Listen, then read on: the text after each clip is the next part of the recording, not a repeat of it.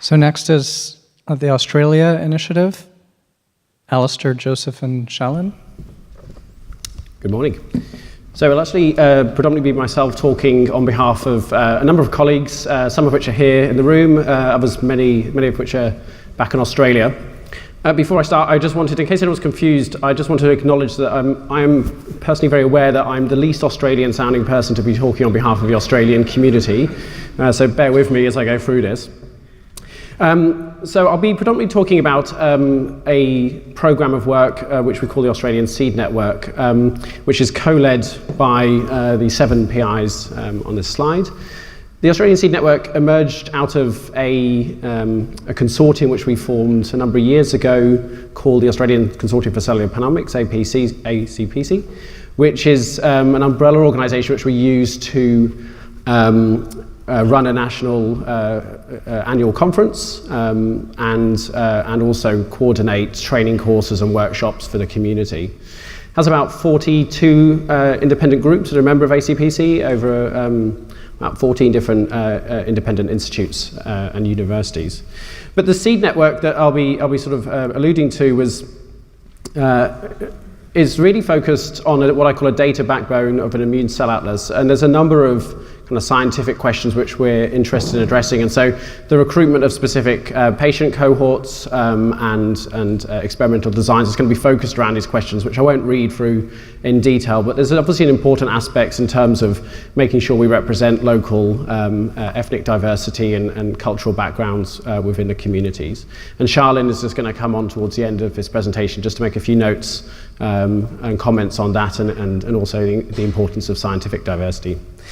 So one of the things that we want to do in addition to making sure that we are able to sort of address these types of questions is also to use the opportunities that come through initiatives that can be funded in Australia or more broadly is to use these to build a community around a number of different components which we think are very important. So what we're focusing on doing, both for this first project that's been, which we've attracted some funding and moving forward, is to make sure we're very aware and supporting the development of training programs for the wider community within the Australian region through education programs and also importantly through making sure that we can increase capacity and access to varying technologies. This is particularly important in the Australian context where we have a degree of, let's maybe say, geographic isolation and a slightly different funding architecture, so making sure that technology is accessible to as many groups as possible is vitally important. Similarly, we want to make sure that we provide as many opportunities to coordinate and foster collaborations, both locally and, of course, internationally, which is vital importance. And then finally, something which we're very aware of, again, particularly because of the Australian community, is the need to outreach into non-scientific communities and convey the importance and messaging of HCA initiatives. And I'll also put, which maybe I shouldn't publicly, the importance of lobbying our local funding bodies. So the first program or project which has been funded, fortunately by Bioplatforms Australia, is one that a number of initiatives, I think, both directly through the HCA and then I think through these local initiatives have started, which is to look at between-site comparisons of platform technology. There's a variety of reasons for doing this, as I won't reiterate, but this is really addressing a fairly straightforward question. These are our key KPIs that we want to try to achieve, which I won't rehash, seeing as they're on the slides. So the experimental design that we've planned for this project, and we anticipate that the first phase of data release will come towards Q4 of this year, is to collect PBMC data from about 60 patients, which will be aliquoted along with spike-ins and distributed to a number of labs. There's actually 6 independent groups across the network rather than the 5 shown in this little cartoon. The key PIs are shown on the left-hand side there. And the same samples we run using the same protocols, which will be standardized, hopefully based on best working practices, either within a community or locally, across a variety of platforms. There'll be 8 different platforms that we run in total. I should point out these are all currently non-in situ based methods. Libraries will then be shipped back to a single site and then multiplexed and sequenced under the same conditions on the same flow cells. That data will be made completely publicly available, of course, to the local Australian community through the ACPC consortium, and analysed to look at between and within site variation across these samples, and of course the potential to look at inter-individual variation, which I think is an emerging theme within the research community. So finally, I just wanted to flag this is part of the much broader network of activities within Australia. So I thought I would put this up just for those of you that are either local within the community that might be interested in connecting, or perhaps more widely. These are the activities that we're aware of via ACPC that are sort of ongoing. They're either directly contributing to components of HCA within the Australian community, or let's say large-scale Atlas projects and associated research programs.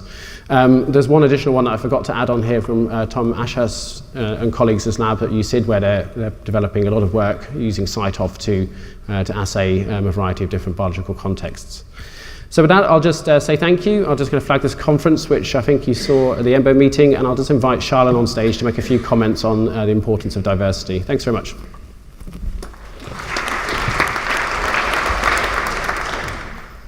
So first, thanks to the organisers for this session showcasing scientific diversity from around the world. But today I want to talk about scientific mobility.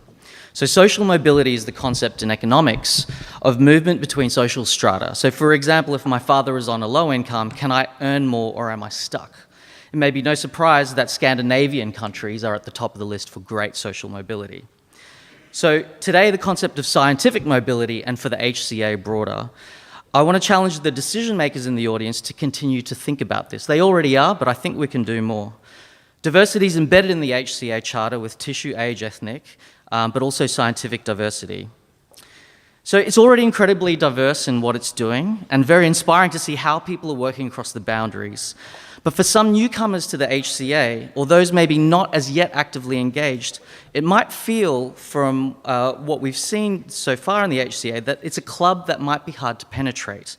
And that is not the case, so we need to figure out how we're going to better bring these people in. And there are plenty of excellent scientists out there who are willing to contribute. So I want to make sure that we don't just pay lip service to the concept and issue 3 challenges about concrete mechanisms to enhance scientific mobility in the HCA. 1, to the HCA organising committee and tissue leads, continue to think how to absorb or support enthusiastic participants who want to help. How do you welcome and include them? 2, to the funders in the audience, continue supporting great science, but be wary of always funding the usual suspects, because there are many intelligent, capable scientists across the community who want to partake.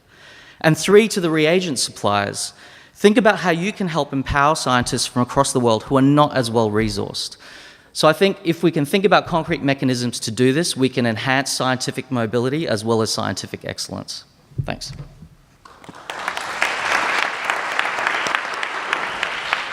Thank you. Okay, thanks. 1 or 2 questions? Sarah? Thanks, Charlene. I think that's a really excellent point. And I advocate to the funders to be open globally as far as their sort of, regulatory framework allows them to be. I think there are some, like the CZI, that are particularly laudable kind of in that way. And I think Wellcome is sort of looking more globally now. I think what you're saying about the communication, kind of the openness, that's, that point is extremely well taken. And what would be really, what that requires, and this is again a little note to the funders, is resource to enable communication. And I'm completely serious. Is that to have an organizational framework that that creates online systems, and just where there's time dedicated to better communication, that requires resource. And so I think we're doing pretty well in HCA. It's acknowledged as a particularly open consortium. I think we can see that in terms of the participants who are registered. What would be great would be to have more resource for the actual infrastructure and organization to make that even better.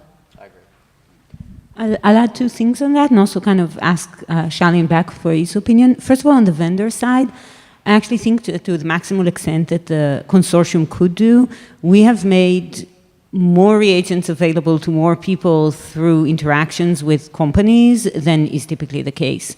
And in a sense, reducing the idea that there is a differential.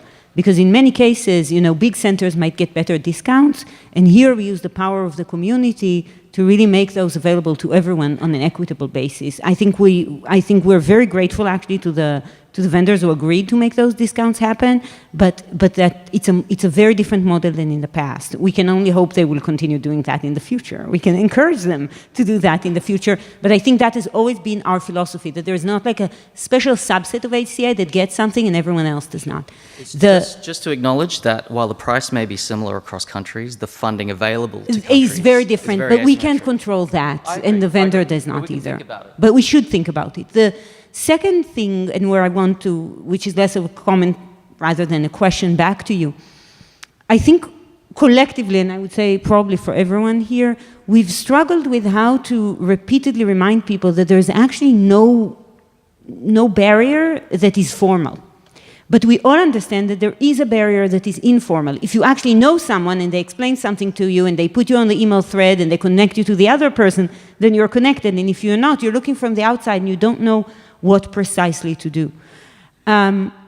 We have seen that in communities where we managed to get to a few critical nodes within a system, say in lung, and we told those people, they kind of had the network effect downstream.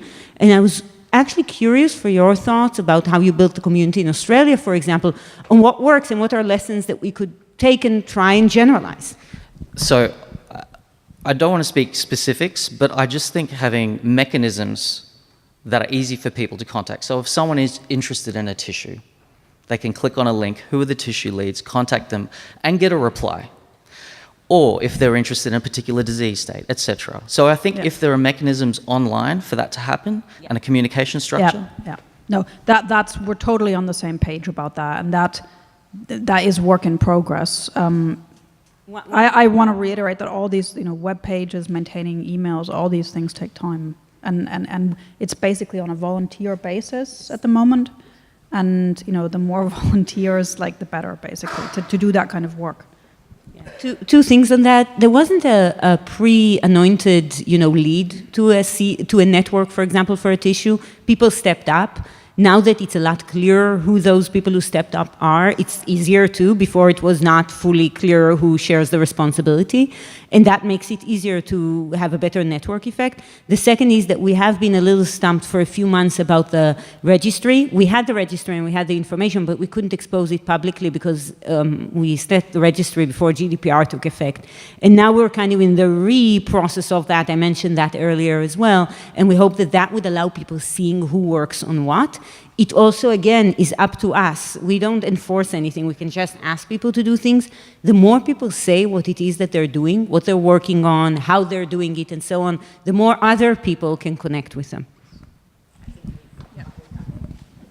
Thank you. So I think it's also a good point to say that everybody who knows about the HCA and may or may not even be involved is an ambassador, right? And everybody should be aware of that so that we could crowdsource this because it's challenging. Thank you. Can I just flag one thing? Jonah and I have a speed dating session later, which is on cross-collaboration, and we actually framed some questions around it. So around how can people be onboarded, access to information. So I think this is something, if people are interested in, we can pick up in that discussion this afternoon.